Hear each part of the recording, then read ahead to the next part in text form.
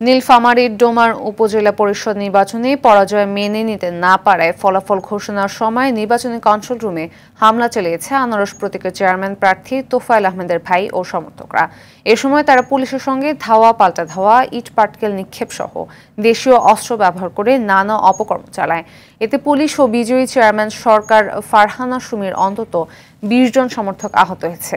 পরে টানা ৬ ঘণ্টা চেষ্টায় বেশ কয়েক রাউন্ড রাবার বুলেট ছুড়ে পরিস্থিতি নিয়ন্ত্রণে আনে আনসার, পুলিশ, বিজিবি ও র্যাব। এ ঘটনায় ৫ জনকে আটক করে পুলিশ। এদিকে বাগেরহাটের কচুয়াতে একটি আধুনিক সুন্দর উপজেলা হিসেবে সাজাতে চান নবনির্বাচিত চেয়ারম্যান মোহাম্মদ মেহেদী হাসান বাবু। ষষ্ঠ উপজেলা পরিষদ নির্বাচনে বিজয়ের পর নেতাকর্মীদের সাথে মতবিনিময় সভায় এই কথা বলেন তিনি।